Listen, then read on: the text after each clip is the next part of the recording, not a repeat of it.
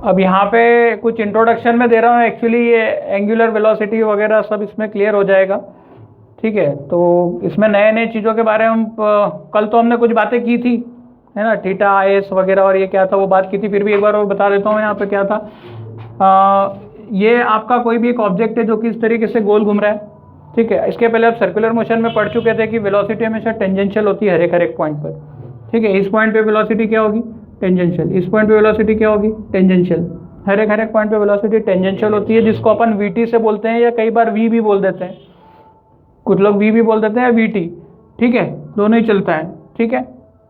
यहाँ पे दो टाइप के डिस्प्लेसमेंट पढ़े थे हमने, थीटा एंगुलर डिस्प्लेसमेंट है और एस कौन सा डिस्प्लेसमेंट है, आपका लीनियर डिस्प्लेसमेंट होता है, ठीक है। S is equal to R theta, यहाँ ये किससे आया था, angle is equal to R upon radius से कल ये फॉर्मूला हमारा आया था।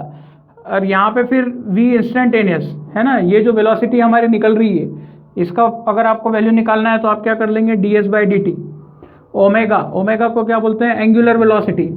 क्या होती है ओमेगा, एंगुलर वेलोसिटी। इंस्टेंटेनियस निकालनी है तो क्या करेंगे, D theta by D T कर लेंगे।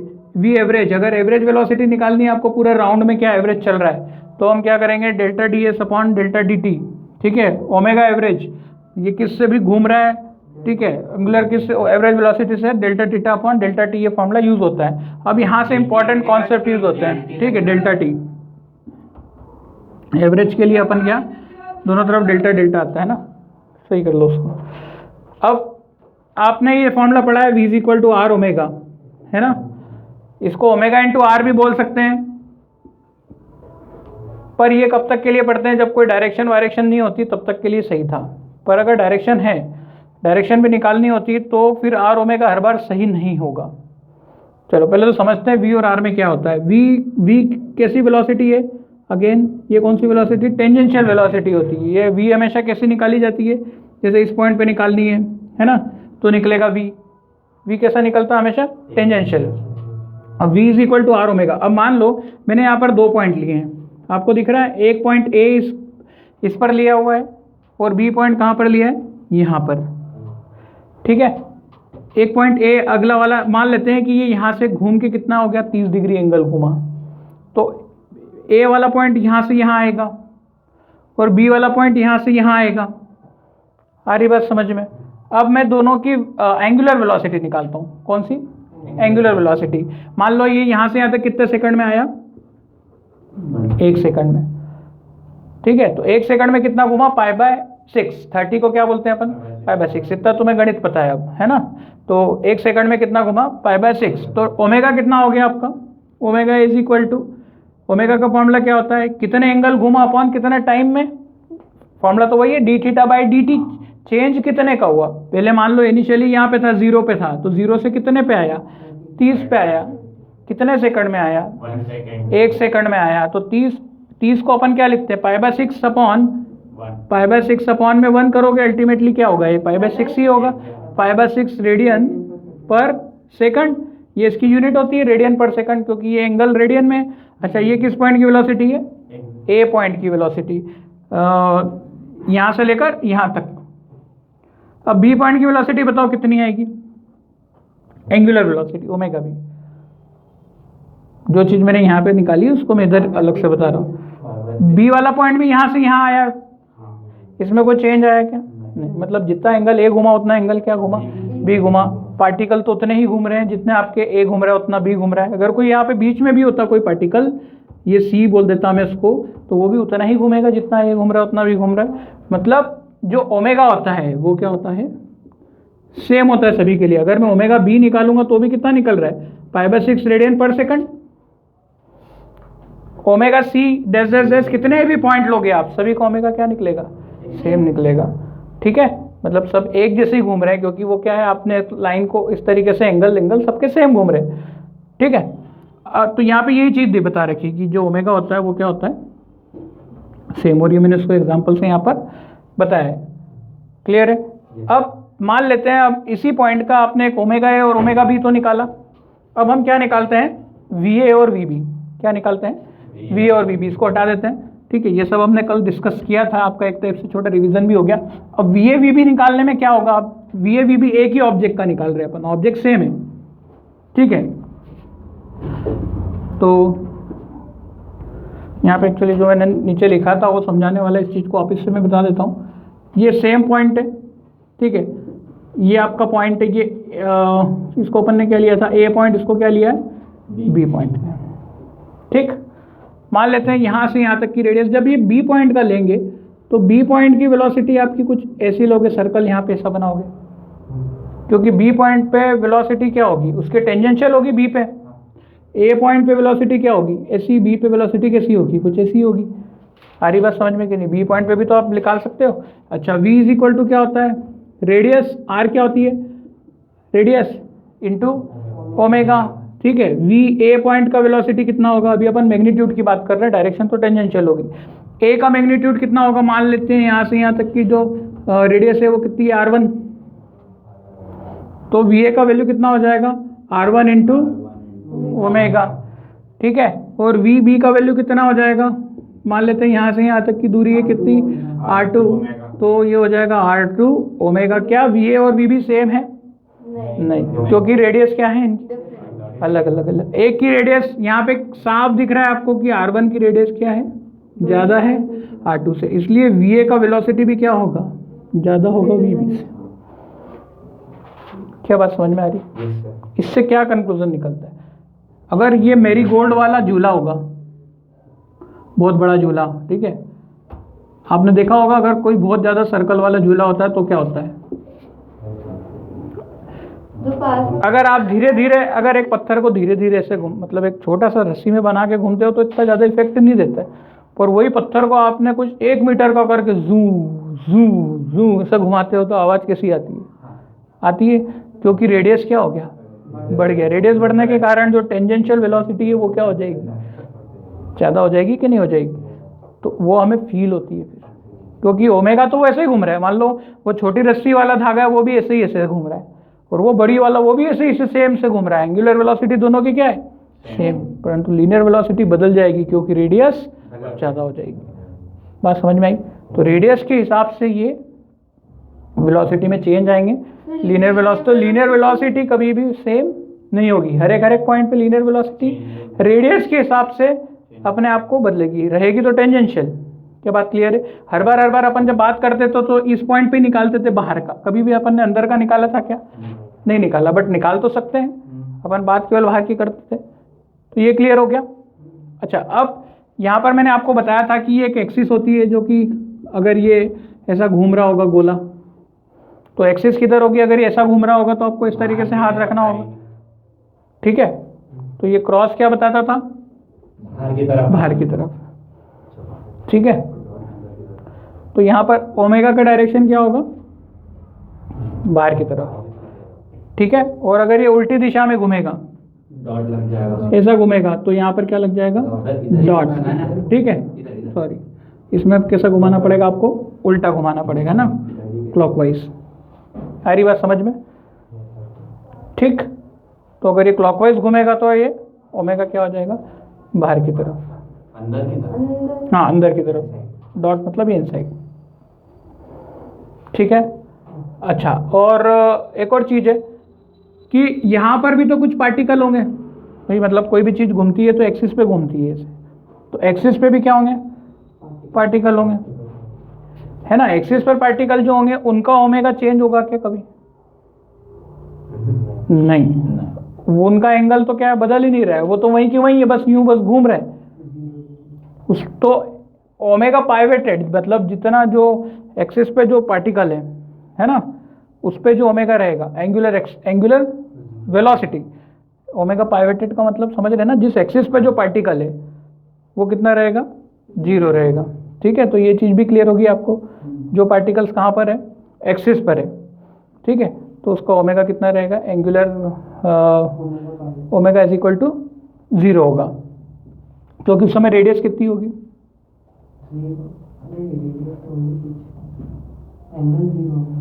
नहीं ओमेगा अगर यहाँ पर आप वो करोगे पूरा, अगर एक्सिस पर ही बैठ जाओगे तो रेडियस तो होगी नहीं ना, हाँ, रेडियस मतलब बहुत कम होगी, 0 के लगभग हो जाएगी, वो टेंस टू 0 होगा तो फिर उसे, हाँ d/d से उसको डिफरेंशिएट, ठीक है। तो अभी ये तो आप याद रखो, यहाँ पर भी दे रखा है आपको इसमें कि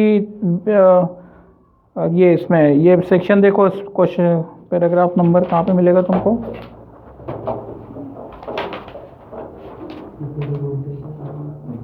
for a particle at axis R is equal to 0, जो एक्सिस पर कोई पार्टिकल है, एक्सिस पर पार्टिकल है मतलब ये खुद इस पे है, तब आर कितना होगा? एक्सिस पर आर कितना होगा? तो 0 रेडियस बनेगी क्या? आप खुद इसके ऊपर ही बैठे हो, सेंटर पे ही बैठे हो, तो रेडियस बनेगी क्या? ना नहीं, रेडियस कितनी हो जाएगी? 0। ठीक है, तो जो उस समय अगर आपने v0 रखा है ना, v इज इक्वल टू कितना रखा आपने? 0 रखा, sorry v is equal to R omega होता है। देखो r का वैल्यू 0 रखोगे तो ये कितना हो जाएगा? 0 इंटू ओमेगा, तो v भी कितना हो जाएगा आपका? 0। ठीक है, v0 कब होगा? r फिक्स है, v0 है तो ओमेगा भी क्या होना पड़ेगा? 0। मतलब जो चीज़ है ना v0 है तो ओमेगा भी क्या रखोगे आप? 0 ही रखोगे। इसका मतलब v और ओमेगा, मतलब आप ये भी लिख सकते हो कि v इज ऑल्सो क्या होता है? 0 एट एक्सिस, मतलब ऑब्जेक्ट किस पे होता है? At rest. ठीक है, ऑब्जेक्ट कहाँ पर होता है? रेस्ट पर होता है, सेंटर पे। आप जैसे सर्कल पे जब केवल पोल पे ही घूमोगे इस तरीके से, ठीक है, तो आप बस केवल घूम रहे हो, आपको आपकी जो पोजीशन है वो किस पे मानी जाएगी? रेस्ट पे मानी जाएगी। बट अगर आप किसी सर्कल से दूरी पर हो, ठीक है, हाँ, तो आपकी रेडियस होगी। रेडियस होने के कारण आपकी दोनों वेलोसिटी, लीनियर वेलोसिटी और एंगुलर वेलोसिटी, दोनों में बदलाव होगा। ठीक है, एंगुलर वेलोसिटी तो हमेशा क्या रहेगी? सेम रहेगी। एंगुलर वेलोसिटी कभी बदलती है क्या? नहीं बदलती, एंगल के हिसाब से फिक्स रहते हैं। परंतु एक्सिस पर आपको याद रखना है, एक्सिस पर ओमेगा क्या रहता है? 0, और v भी कितना रहेगा? 0 रहेगा। ठीक है, अब यहाँ की चीज देखें, v का जो फॉर्मूला होता है क्रॉस प्रोडक्ट में, वो होता है ओमेगा क्रॉस r। क्या होता है? Omega cross r। ये चीज ध्यान रखें आप। v is equal to R omega, ऐसे आप आर ओमेगा यूँ बोल सकते हैं, मतलब r और ओमेगा का मल्टीप्लाई। पर अगर आपको वेक्टर फॉर्म में करना है तो पहले क्या रखोगे आप? ओमेगा, और फिर बाद में क्या रखोगे? r। क्रॉस प्रोडक्ट करोगे तो ऐसा नहीं है कि आपने क्या है इसमें r पहले रख लिया और ओमेगा। r क्रॉस ओमेगा नहीं होता है, क्रॉस में क्या होता है? Omega cross r। जबकि इसमें r ओमेगा या ओमेगा r कैसे भी मल्टीप्लाई है, तो मल्टीप्लाई है, कैसे भी बोल सकते हैं उसको, पर बोलने की भाषा में हमें याद क्या रहता है ज़्यादा? r omega. इसीलिए यहाँ पे लिखा है कि ये हमेशा ट्रू नहीं रहेगा। जब आपको वेक्टर वगैरह दे दिया जाएगा तब ये फॉर्मूला क्या हो जाएगा? गलत हो जाएगा। अच्छा, मतलब जो vt कौन सी वेलोसिटी है? Linear velocity. लीनियर वेलोसिटी किसके बराबर होती है? एंगुलर वेलोसिटी का किससे मल्टीप्लाई कर दो? क्रॉस मल्टीप्लाई रेडियस से। अब आपको पता है, मैंने क्रॉस प्रोडक्ट भी कई बार आपको समझा चुका हूं मैं। क्रॉस प्रोडक्ट का फॉर्मूला क्या होता है? क्रॉस प्रोडक्ट का फॉर्मूला क्या होता है? a क्रॉस b का आंसर क्या होता है? ए बी, और याद करो साइन थीटा होता है, और इसमें एक n के पास आता है, यूनिट वेक्टर आता है, जो कि डायरेक्शन बताता है आपको। इसका काम केवल डायरेक्शन बताने का होता है। इसका डायरेक्शन जो होता है वो क्या होता है? या तो देखो a क्रॉस b क्या होता है? ये मान लो a वेक्टर है और ये वेक्टर क्या है? b vector. a cross b मतलब आपको कहाँ से कहाँ जाना है? a से b, छोटे एंगल की तरफ। a से b ये भी बन रहा है पर ये बड़ा एंगल है। a से b कौन से एंगल की तरफ? छोटे एंगल की तरफ। तो हम क्या करते हैं, इसको ऐसा रखते हैं। मैंने फिर से बता रहा हूँ आपको ताकि याद हो जाए आपको चीज़ें। ठीक है, तो अगर हमारे पास मान लेते हैं, इसको हमें क्या निकालना है? Omega cross r। Omega cross r में मान लेते हैं ये ओमेगा है और ये कितना है हमारा? r है। ठीक है, b हटा देता हूँ मैं और a हटा देता हूँ, तो ये क्लियर हो गया। मान लो ये r ओमेगा इस फॉर्म में दे रखा है। सर हम उसको ओमेगा और इसको r ले सकते हैं ना? किसी को भी? आप किसी को भी कुछ भी यूँ ले सकते हो, पर आपको जाना कहाँ से कहाँ है वो डिपेंड कर रहा है।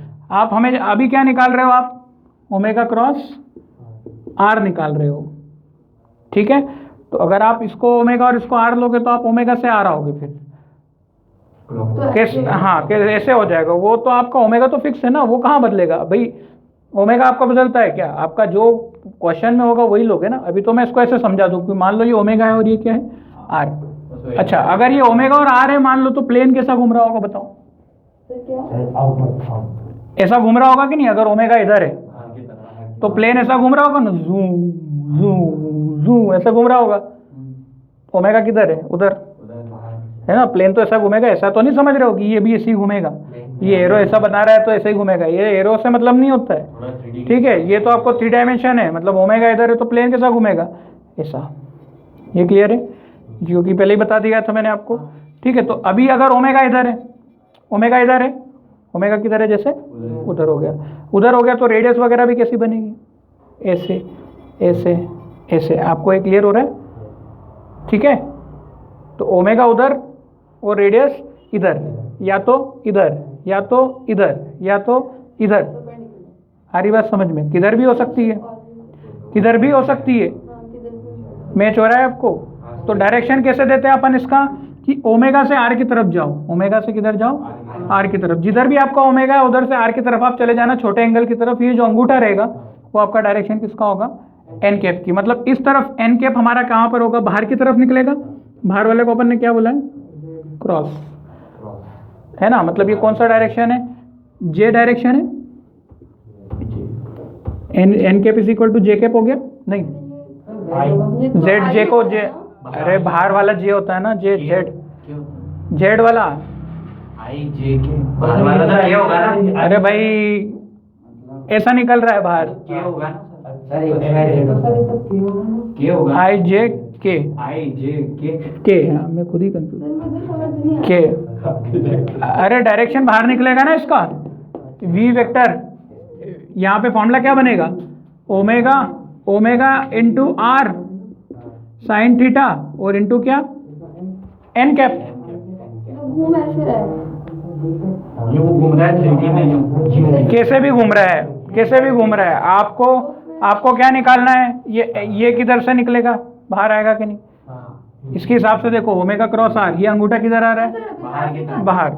अरे तो अभी मैंने उसको छोड़ो, वो ऐसा था, पर अभी मान लो ओमेगा और आर प्लेन में है। ओमेगा आर किधर है?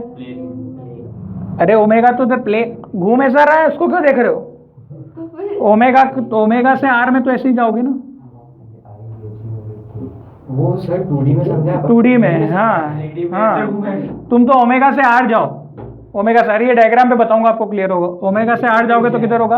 आर। अरे यार सीधी सी बात है, कुछ भी नहीं है। सुनो, ये गोला है, ठीक है, ये गोला है। अब ये ऐसे घूम रहा है, कैसे घूम रहा है? ऐसे घूम रहा है। अब यहाँ पे इसका एक्सिस क्या होगा बताओ?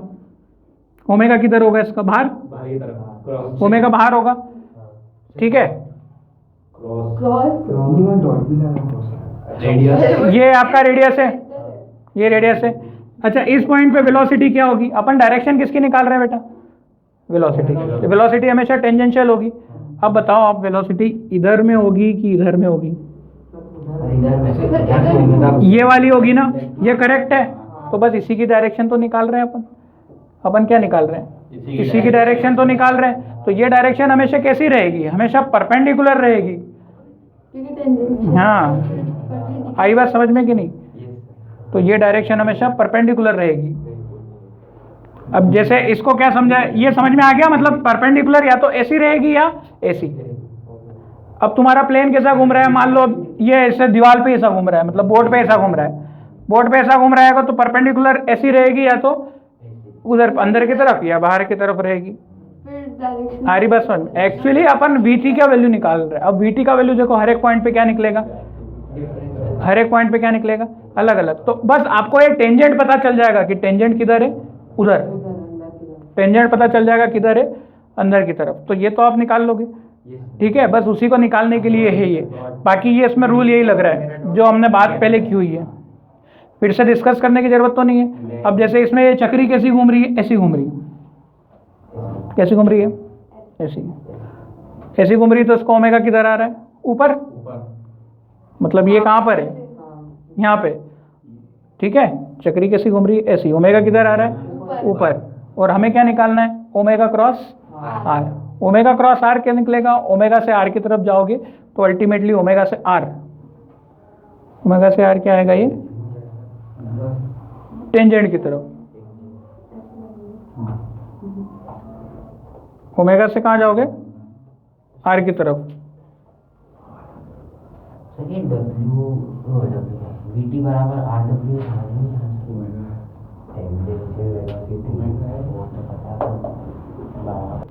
और ओमेगा से आर कहीं भी जाओ आप, निकाल लो आप सही, खुद से ही। ओमेगा से आर की तरफ जाना है आपको, ओमेगा से आर, उसको ऐसे मत करो, ये तो ऊपर बता रहा हूँ, ओमेगा से आर, ओमेगा ऊपर है और आर किधर है, यहाँ पे, तो ओमेगा से आर किससे जा रहा है, टेंजेंट, ठीक है। रेडियस इस तरफ, रेडियस तो ये होती है ना, ये रेडियस है और ये क्या है, ओमेगा, ये घूम कैसा रहा है, ऐसा घूम रहा है, ठीक है।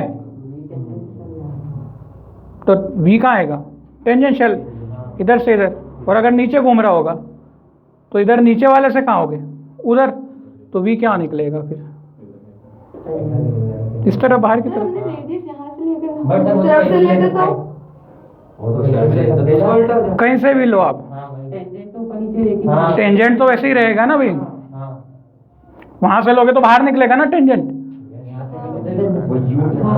बाहर भी तो निकले, एक जगह थोड़ी ना डायरेक्शन है इसकी भाई, इस रेडियस पे निकालना है आपको, इस रेडियस पे निकालना है, तो इस रेडियस पे क्या होगा आपको, ऐसा हो जाएगा वो, ओमेगा से आर की तरफ, तो टेंजेंट इधर, इस पे रेडियस निकालना है, ओमेगा से आर की तरफ इधर, ओमेगा से इस पे निकालना है, तो ओमेगा से आर की तरफ इधर, नहीं आया, अब आ गया।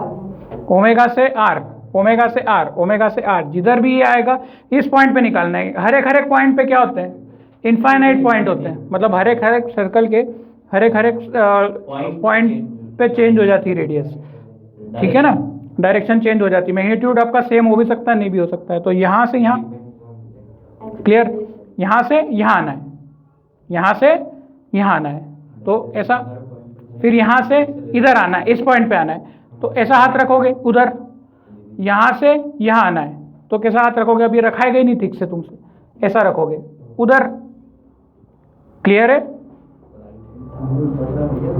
तो इस टाइप से ये टेंजेंट हो जाएगा, ये सर्कल ऐसे घूम रहा है। चलो अब इसके ऊपर ज़्यादा बात नहीं करेंगे। अच्छा, ये फॉर्मूला भी क्लियर है, इधर देखो, omega is equal to D theta by D T और V is equal to D S by D T, ठीक है। अच्छा, नंबर ऑफ रिवॉल्यूशन का होता है थीटा अपॉन में 2 पाई, ये तो क्लियर होगा, नंबर ऑफ रिवॉल्यूशन कितने घूम गए, है ना। मान लो कि आपको दिया हुआ है theta is equal to 10 pi, theta कितना दिया, 10 पाई, आपसे पूछा है नंबर ऑफ रिवॉल्यूशन कितने हो गए, तो थीटा की जगह 10 पाई अपॉन में क्या रखोगे, 2 पाई, तो कितना हो गया, 5 रिवॉल्यूशन। वैसे भी आपको पता है पूरे गोले में कितने चक्कर हो जाता है, 1 रेडियन कंप्लीट हो जाता है 2 पाई, तो कितने गोले घूमे आपको पता चल जाएगा, 2 पाई के मल्टीपल्स में 5 घूमे तो 10 पाई हो रहा है, ठीक है।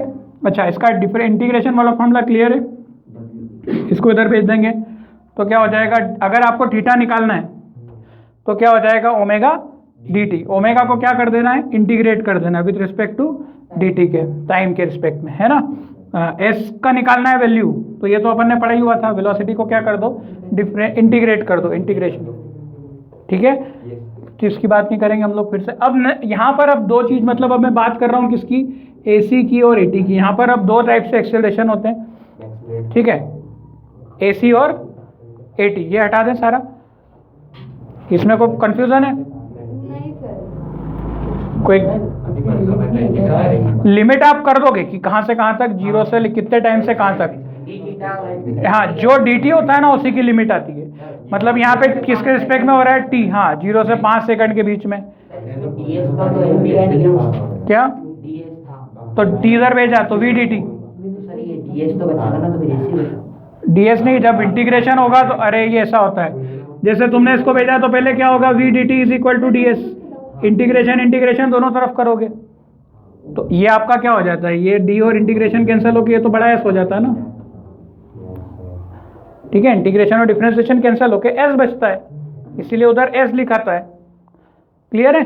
जैसे अपन करते नहीं थे इंटीग्रेशन ऑफ डी एम को क्या कर देते थे, पूरा एम कर देते थे, ठीक वैसे ही डीएस के क्या हो गया, एस हो जाएगा, ठीक है। इंटीग्रेशन ऑफ डिफरेंशिएशन करेंगे तो छोटे छोटे मिलके क्या हो जाएंगे, सब बड़ा पूरा ही हो जाएगा ना, हाँ, डिफरेंशिएशन छोटा होता है, इंटीग्रेशन बड़ा होता है, ठीक है, इंटीग्रेशन बड़ा, हाँ, डिफरेंशिएशन तोड़ने के लिए काम आता है, डिफरेंशिएशन जोड़ने के लिए काम आता है, ठीक है, इंटीग्रेशन जोड़ने के लिए, डिफरेंशिएशन तोड़ने के लिए, छोटे छोटे भागों में डिवाइड करने के लिए।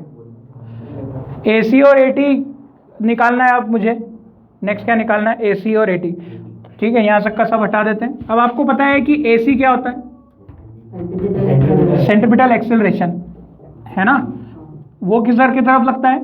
अंदर की तरफ। अब यहाँ पर दो एक्सेलरेशन आते हैं, ध्यान से देखना। जब अपना सर्कल घूम रहा है, ठीक है, मान लो ये आपका सर्कल कुछ इस तरीके से, ये VT दिया हुआ है, इस तरफ होगा आपका क्या? AC। क्लियर है? AC हमेशा कहाँ लगता है? टुवर्ड्स दी सेंटर की तरफ लगता है। अब क्या होता है, यहाँ पर एक और वेलोसिटी होती है, एक और एक्सेलरेशन होता है जिसको बोलते हैं AT। AT होता है आपका टेंजेंशियल एक्सेलरेशन या फिर नॉर्मल एक्सेलरेशन। कौन सा एक्सेलरेशन?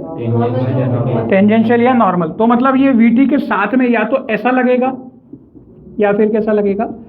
ऐसा लगेगा। बात समझ में आ रही है?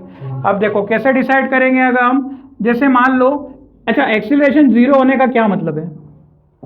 वेलोसिटी कांस्टेंट, वेलोसिटी का कांस्टेंट होना बोलते हैं अपन एक्सीलरेशन के जीरो होने का। अब यहाँ पर मान लो, अब दो वेलोसिटी बनती है, मतलब दो एक्सीलरेशन आते हैं, एक आता है AC और एक आता है AT। AC तब आता है जब वेलोसिटी का डायरेक्शन क्या होता रहता है? चेंज होता है। वेलोसिटी का डायरेक्शन क्या होता है? चेंज। और 100% ये चीज लागू होगी कि नहीं होगी? सर्कुलर मोशन में, मतलब बात हम रोटेशन की कर रहे हैं, चीज तो घूमेगी, ठीक है? तो AC हमेशा क्या होगा? एग्जिस्ट करेगा। AC हमेशा एग्जिस्ट, क्योंकि चीजें तो गोल घूम रही है, चीजें गोल घूमेगी, मतलब AC एग्जिस्ट करेगा, क्योंकि वेलोसिटी हमेशा क्या होती है? गोल घूमेगी, चेंज होती है। चेंज मतलब डायरेक्शन चेंज होती है, एज अ रिजल्ट उसका एक्सेलरेशन क्या होता है? चेंज होता है। क्या बात समझ में आ रही है? मतलब डायरेक्शन चेंज से एक एक्सेलरेशन जोड़ा गया है जिसको बोला गया है AC। इसमें एक और एक्सेलरेशन, ये सब है ना NCERT में दिया है, पर NCERT में अब तुम पढ़ोगे तो तुमको क्लियर हो जाएगा, है ना? रीड करना एक बार। AT एक और होता है क्या? AT क्या होता है? Tangential acceleration. टेंजेंशियल, इसको नॉर्मल एक्सेलरेशन भी कहते हैं। इसी को क्या बोल देते हैं? नॉर्मल, ऐसा AN लगा के। नॉर्मल और टेंजेंशियल एक ही होता है जनरली। तो AT और AN में क्या डिफरेंस होता है? ये डिपेंड करता है किस पर? वेलोसिटी के मैग्नीट्यूड पे। वेलोसिटी के मैग्नीट्यूड पर। अगर वेलोसिटी का मैग्नीट्यूड एक जैसा है, अच्छा इसका फॉर्मूला देखो, AT का फॉर्मूला क्या है? d/dt of VT। मतलब VT का क्या कर रहे हैं? अगर VT कांस्टेंट है, VT क्या है? मैग्नीट्यूड। VT का मैग्नीट्यूड क्या है? कांस्टेंट है। इसका मतलब डिफरेंशिएशन ऑफ कांस्टेंट क्या होता है? जीरो। मतलब कोई चीज अगर एक जैसी घूमेगी ना, कोई चीज एक जैसी घूम रही है, जैसे फैन पहले धीरे धीरे स्पीड पकड़ता है, स्पीड पकड़ते पकड़ते पकड़ते फिर वो एक जैसा घूमने लग जाता है। इतना तुमने किया है कि नहीं अनुभव?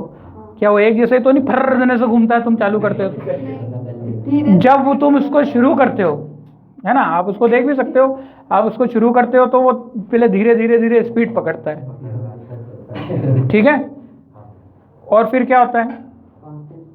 थोड़ा बहुत वेरिएशन आता है, मतलब ऐसा नहीं है कि तुम उसको पहचान पाते हो, उसको आपको समझ कई बार नहीं भी पड़ता है, पर ऐसा भी मान लो कि भैया वो बढ़ रहा है और फिर एकदम से क्या हो जाता है?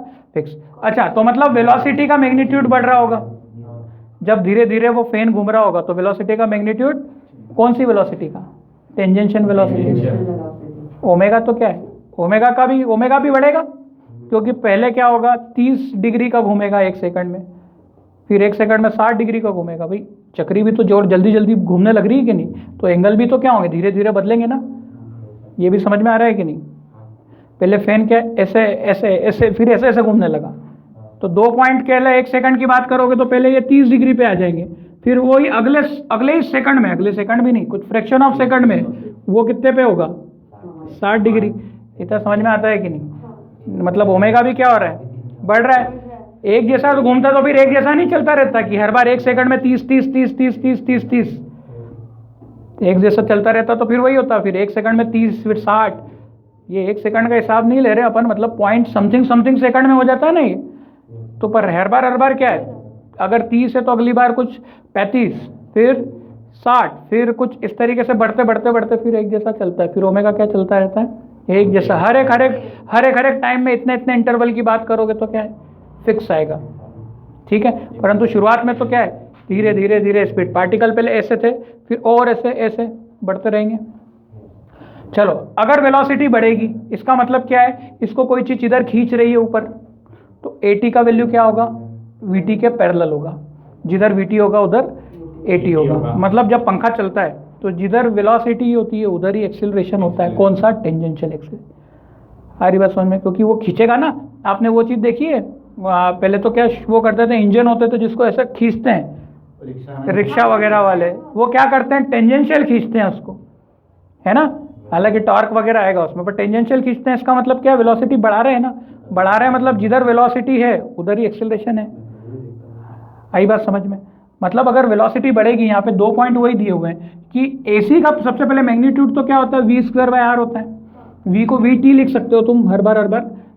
ठीक, टेंजेंशियल वेलोसिटी जो भी है उसका क्या कर दो, स्क्वायर कर दो, अपॉन में क्या कर दो, r कर दो।